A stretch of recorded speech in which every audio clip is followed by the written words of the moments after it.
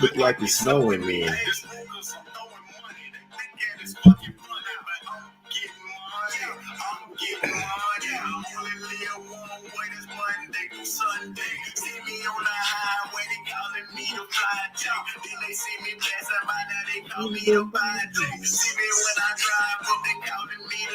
Driveway. Texas, it's a driveway. Every time they see me, I'm burning no push. Tell me that's like Turner Kush. Tell me that's like Turner Kush. Boy, you smoking red and push. Boy, you smoking red and push. I'm chilling with your Kardashian. What up, my guys? Welcome to another show. NBA Talk with Jay. Friday, first day of the month. First day of the month as well, man. It's March 1st. Let's keep it going in this one, man. Don't even want to talk about yesterday, my guys. But honestly, most of the time, even when I win as well, I don't talk about yesterday. So it's not something that's much different there, but it's all positive vibes. Let's keep going. Let's keep moving into the future. It's all about the present. It's all about the future. You can't really change what happened yesterday. You see what I'm saying? Whether you won or lost, man. So it's all love. It's all positive vibes, man. Shout out to everybody in the chat. Shout out to everybody that's here. Let's try to get to this cash today. There are some great spots on the card, to be perfectly honest with you, man. So let's get straight to it. I'm not here to waste your time. It's all business, strictly business, every single day, my guys. Go download the Action Network app as well. It's a lot of good content over there from not just me, from other cappers as well. NBA, college basketball, whether you like to bet NASCAR, golf, rugby, they got whatever you want over there, my guys. So let's get straight to it today. First game up, we're heading over here to the streets of Detroit in this one. Pistons getting 9. Pistons getting 9 points at the house versus the Cleveland Cavaliers in this game here. And I like the Pistons in this game, man. This line opened up at 10. It come down to 9. And I mean, every time the Pistons going to be getting double digits, I got to take them, man, for the rest of the season. I know that they're going to be battling for the worst record in the season, but this team has been fighting. And it's just crazy because the Wizards look like they don't want to win a game for the rest of the season, but the Pistons, they at least are trying to build for the future, build for the at least trying to build for the future, trying to play winning basketball, trying their best to win every single game. It's just not like the Wizards where they're like, all right, we just don't want no part of winning. We don't want any part of playing. I don't even know why I mentioned their fucking team. But Pistons, they're 10-3 against the spread in their last 13 games, getting double digits. They do have a 2-day rest advantage as well. They're 3-0 against the spread in their last 3 games. You got the Cavs that are 0-7 against the spread in their last 7 games. And they're coming off a double overtime game. So they were already in the back-to-back third game in 4 nights, 4th and 6th, 5th and 7. Then that game ended up going to double overtime as well. And immediately I get to look at who did the Cavs play next. Now they playing the Pistons on the road. This is somewhat of a sandwich spot as well. They have a huge playoff revenge spot versus the Knicks on deck as well in their next game. So this is a sandwich spot, obviously coming off a tough loss versus the Bulls. But when you have the Knicks on deck, you get a little bit of a look ahead factor. I'm not sure if the Cavs gonna have much left in the tank in this. So I know that they had a day off, but and this is a triple revenge spot for the Pistons as well. They've covered. They lost all 3 games this season, but they covered all 3 games this season. And this spot is even better for them because now the Pistons are playing. They're in good form right now, and they're catching the Cavs like in somewhat of zombie mode, man. So it would have been a little bit different if the Cavs just lost in regular time in the last game, but they didn't. End up going to double overtime. That's going to take a toll on these guys for the near future, in my opinion.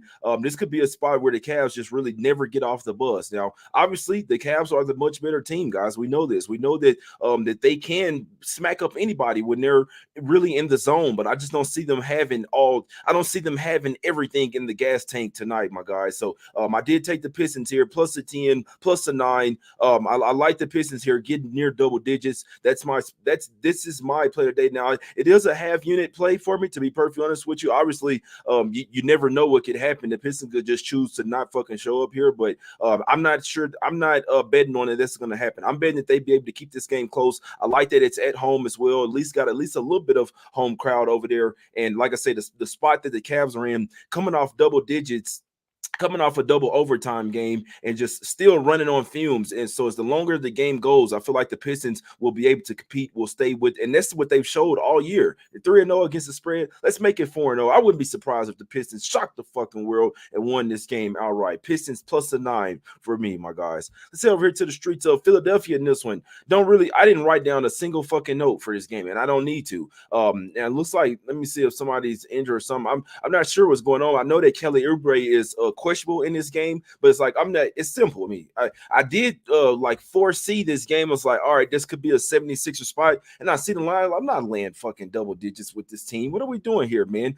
This is a team that's somewhere down in the dumps right now. Now they have owned they have owned the Hornets. They've won 8 of their last 10 matchups, but pretty sure every single one of those was with Joel Embiid. You know what I'm saying? Every single one of them, man. Even the one on January 20th as well, where they only won by 8 points in Charlotte. Charlotte still covered the spread by 12. But this version of the Sixers, I'm not laying double digits with them. Now, the spot does set up well for them.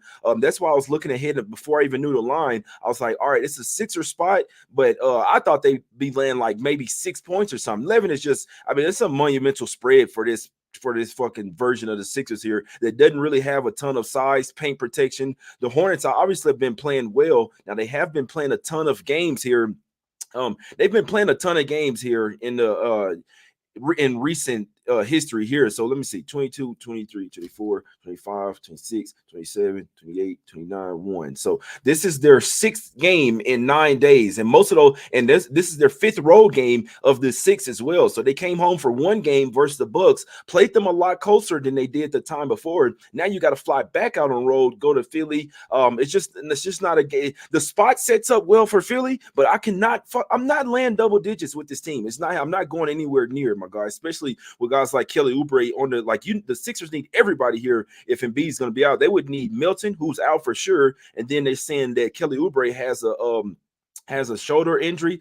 Maybe somebody has popped up on the injury report for the Hornets in this one. My guy Jeremy Robinson say, hey man, sent a little tip the other day. Just wanted to make sure you got it. Appreciate you, my bro. I think I did see the a cash out. I appreciate you, Jeremy Robinson. If you are watching the show, didn't really mean to read it out, but I'm just looking for an injury report. But Grant Williams is probable. LaMelo Ball, they're still choosing to sit him out in this one, man. So it's just I don't bet this game. It's a 1-800 gambler game, to be perfectly honest with you. We know that the Hornets were playing better before they ran into a fucking buzzsaw in the Milwaukee Bucks in that game. So staying off of that one all the way. Let's go over to the streets of Boston in this one, man. Mavs get 9 at the house on the road versus the Boston Celtics. Now it's really tough to fade the Celtics, guys. This is the best team that we've seen in the NBA in recent form. In recent history, probably since I'd probably say since and cheated, and they didn't officially cheat, but I never look at them the same ever since they went 73-9 and then recruited Kevin Durant over there, man. It was the softest move in ever. But this team, the Celtics team, is absolutely stacked, man, to be perfectly honest with you. But this is a triple revenge spot for the Mavs. These teams have faced off 3 times already this year. The Celtics are 3-0 straight up and in against the spread, all 3 matchups.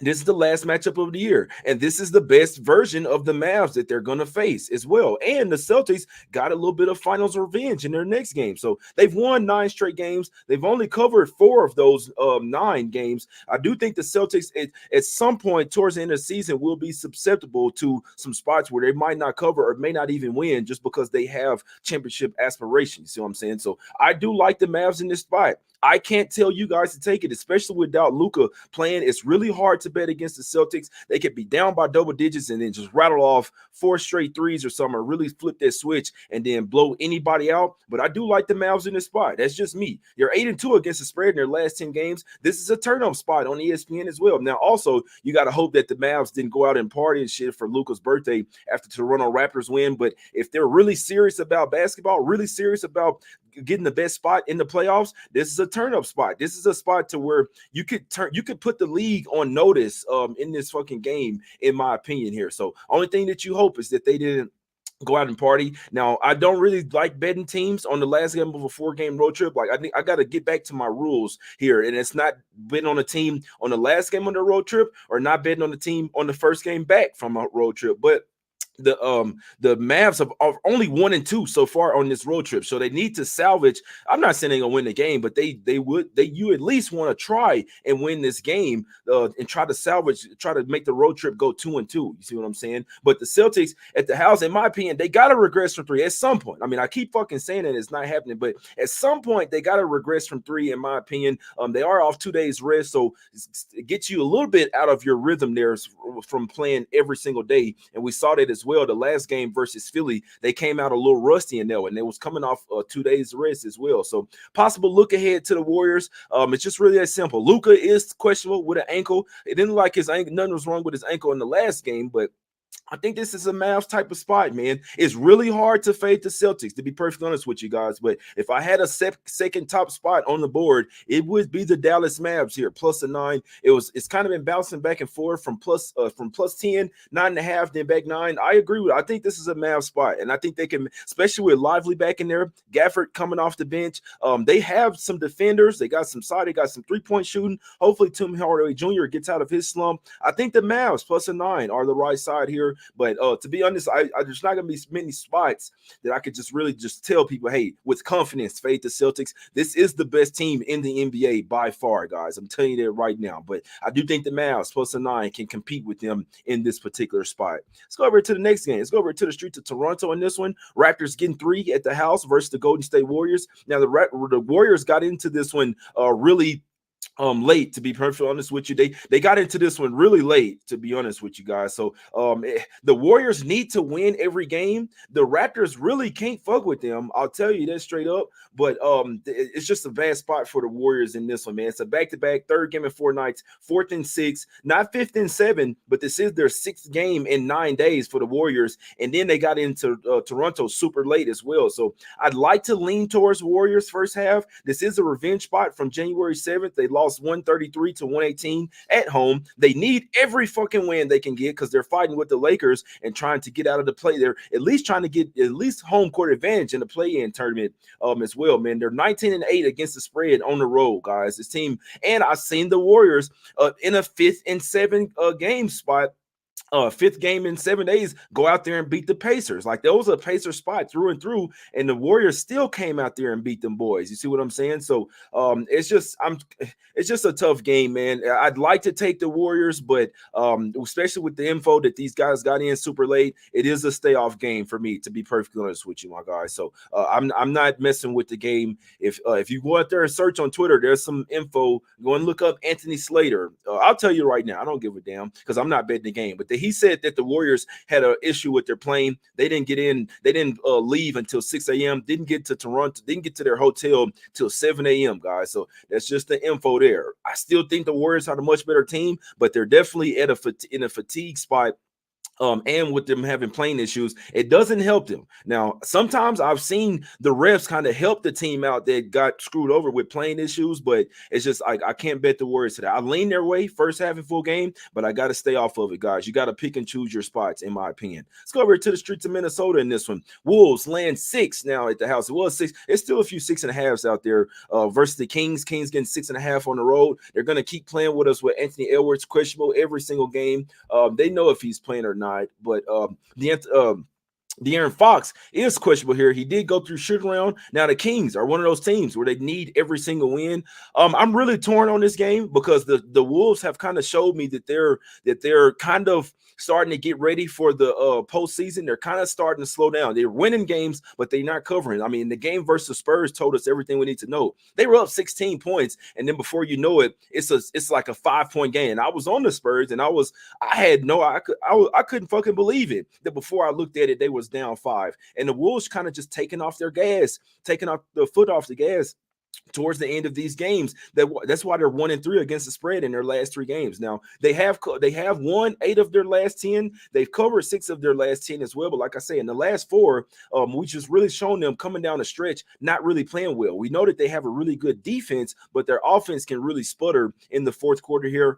I'm not gonna lie to you. Like, I want the Kings to lose this game. I think that there's a real chance, because I was looking at it. I was like, I think it was like plus 300 the other day. There's a real chance that the Kings could miss the playoffs here, but they're not that bad of a team. They could turn up sometimes, but I think there's a real chance they could lose this. They could fuck around and miss the playoffs, because if they end up in the play-in tournament and then got to play the Warriors or something like that, they're probably going to lose that game, man. So that was before they lost those 2 straight games. So in theory, like, they're motivated. They want to win this game, and their offense is much better than the Wolves. I'll tell you that right now. The Wolves just got a much better defensive team, and they got Rudy Gobert down low. So it's a really tough game. I'll be honest. If I had to bet the game and Fox was playing, I'd probably take the points with the Kings. But if they did get smacked up, it wouldn't surprise me as well, because the Wolves, like the Kings, do struggle versus bigger teams. Karl-Anthony Towns, Rudy Gobert, Naz Reid coming off the bench. They do have Kyle Anderson out, but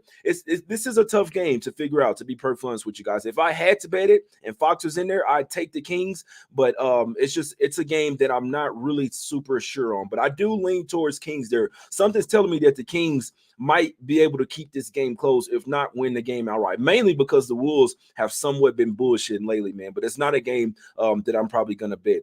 Let's go over to the streets of New Orleans. This one, this would be the 3rd top spot of the day here. The Pelicans, obviously in the bounce back spot. Now, I don't like that they're in the because remember, when a team is in 5th game in 7 nights, and then they play again in another 2 days, like, you're still pretty fucking tired. You see what I'm saying? They do have revenge. They have shown that their defense can somewhat lock down the Pacers, because the Pacers had to fight for this shit. It was a 1-point game late in the 4th quarter, even with how bad of a spot that was for the Pelicans. Their defense can still switch any fucking game, can change up any game, and the Pacers were having some trouble, having some problems at some point. But if I'm betting this game, it's got to be Pelicans in the first half. We know that this is their spot. Coming back to the house, coming off of a loss, this team is 3rd best in the NBA, 18-9-2 against the spread in the first half at the house. They obviously have immediate revenge from that horrible back-to-back spot in Indy. This is the Pacers' first road game since the All-Star break. So after being in the friendly confines of their own arena, this is their first time heading out on the road since February 14th. So they just played 4 straight games at the house, now head on the road. This is a Pelicans bounce back J spot, in my opinion, at the house, coming off 2 home losses as well. Their last couple games they played at the house, they lost versus the Heat, and then they lost versus the Bulls as well. So in theory, this is a bounce back spot for the Pelicans. If I had 3 plays today, guys, the first one, the one that I already did take, is Pistons. Right after that, Mavs plus a 9, and right after that, Pelicans in the first half minus the 2.5. My guys, those would be the 3 plays, in my opinion, here. Now, I'll break down these other couple of games, but I don't have anything on them, to be perfectly honest with you, man. Let's get over here to the streets of Chicago in this one. Bulls getting 4 at the house versus the Bucks. The Bucks are not fucking around right now, and historically they've owned the Bulls as well. Now this is a back-to-back 3rd game in 4 nights, 4th game in 6 nights for the Bucks. In this one, I mean, they game versus the first game versus the Hornets, they didn't have to play guys many minutes here. They're 7-3 straight up in their last 10 games versus the Bulls. Only 5-5 against the spread. Let's see how many minutes they played last night. So Giannis played 33 minutes, Lillard played 34 minutes, and nobody else played more than 30 minutes in the game. It's just I'd like to lean towards the Bucks. I said that the Bucks will come out and win 5 straight games out of the break, and I mean, I wasn't wrong. They've came out and covered 4 straight games. They're not fucking around right now. I'm telling you right now, I'm not betting against them. Now, the Bulls, they're going to need Caruso for this game. He didn't play in the last game. You would need everybody here. They are coming off, obviously, an emotional high. They do head out on the road trip as well, the Bulls, after this one. They've shown at some point they can match up versus the Bucks, but I'm not gonna lie, it's a tough game. I know for a fact I'm not betting getting down. The Bucks are in a they are in a rest disadvantage spot here, but I just don't want to bet against them right now. They got their eyes on the prize. They're trying to get number 2 in the East. They're probably going to get it. And I told you, they're going to surge past the Cavs, man. It's going to happen. It's inevitable. It's going to happen. But this game, sometimes there's just a tough game. And me personally, I don't really have a good feel on it, to be perfectly honest with you, man. So this one is, I'm staying off this game, but I do think the Bucks, personally, I'm not betting against them right now. Even though sometimes they might end up being in a bad spot, I just see them like they're done fucking around. They're not playing around with anybody. They're not playing with their food. They got their eyes on the prize. As long as everybody plays here, like I mean, I'd be surprised if the Bucks lost this game outright, to be perfectly honest with you, just because they got too much for the Bulls over there, especially if Caruso's out. Caruso didn't really seem like he's super important. He's one of the most important players for the Bulls over there, especially because their bench isn't super great. So they need their starting five to play top tier. Now, they did have a guy come out of nowhere. I don't even know how to say his name. I was watching the game, but Bittem coming off the bench, man, he actually played a really good game. His plus minus was the highest for the Bulls. Or it was tied with Kobe White for the highest plus minus in that game versus the Cavs, and they wouldn't have won it without him. Bittem over there, he bit him. You see what I'm saying? But he had a plus 16. He only had 10. He had 10 points, 6 rebounds. He played a really good game over there off the bench, man. So maybe they got a new little secret weapon, but they still need Caruso there, in my opinion. But it's a really tough game, to be perfectly honest with you. Maybe the under has some substance there. Bucks have really have clamped down on defense, and the Bulls, their only chance to win that game is to slow things down and try to clamp up the Bucks in that one. Last game up, Clippers laying 15.5 versus the Wizards. The Wizards are absolutely ass. They had a chance to win last night, and they just absolutely chose not to. As simple as that, my guys. The Clippers, they need a win. They need a confidence-boosting win in the worst way. They're coming off 2 straight losses. They've only covered 1 of their last 7 games. Oh boy, I can't lay 15.5 with the Clippers right now. They could smoke this team by 30 points, but pre-game, I can't have Clippers. I can't have confidence with them laying this big of a number. I know that the Wizards are back-to-back. They're coming off a double overtime game. Coming off an overtime game, didn't have to travel anywhere. The Clippers have owned these guys. They've won 8 of the last 9 versus the Wizards. They've covered 8 of the last 9 as well. So I could only lean Clippers here, but I'm not fucking with this game. It's a simple stay off for me. Paul George did go through shoot around. But it's just like, it's Clippers or nothing. I'm telling you that. It's Clippers or nothing. But they do head out on the road. They got a revenge spot versus they got a couple big games versus the Wolves and the Bucks on deck. It's just like, it's Clippers or nothing, but I'm not laying the 15.5, my guys. One play that I made today one play that I'll go official with today, that's Pistons plus 9. 2 very honorable mentions, 2 heavy leans, in my opinion. Mavs plus 9. Pelicans in the first half, my guys. That's what I like. So if I had 3, if there's 3 plays today that I'd like, it'd be Pistons plus 9, Mavs plus 9, and Pelicans in the first half. Only one official play for me, Pistons plus 9, half unit play. It's a small play for me. Unfortunately, the ladder challenge is over. That one's took a loss yesterday, my guys. So back to obviously lost a bunch of money on that game, but it is what it is, man. Still back today. Probably going to take the weekend off. Be perfectly honest with you guys, man. I looked at the card for tomorrow, and I don't really love a spot. I'll look deeper into it tonight. If I have some, I'll go live for everyone tomorrow. But I would probably expect me to be out until Monday, guys. Unless I hadn't looked at the Sunday card yet. But if I like something that I'll bet, I'll do a show. If not, don't get mad at me for taking the weekend off, guys. Sometimes I just have to reset, and especially after yesterday's game, sometimes I just have to reset and regroup. You dig what I'm saying? And then come back Monday through Friday. Hitting them hard, my guys. So I appreciate everybody for tuning in. I appreciate all of the positive vibes, man. I hope everybody has a great day, a great night, great weekend, all that good stuff. You guys stay safe out there. No drinking and driving, man. I'm finna go hit the gym and and lift these weights, my guys. Pistons plus 9, and I do like Mavs plus 9 and Pelicans in the first half, but only one official play for me. Pistons plus 9, my guys. Half unit. It's all love. Let's get this cash. We out, my guys. I hope everybody has a great day. Best of luck with whatever you're betting. Go download the Action Network app. It's all free. We finna take this shit to a different level as well, my guys. Let's go. We out. It's all love.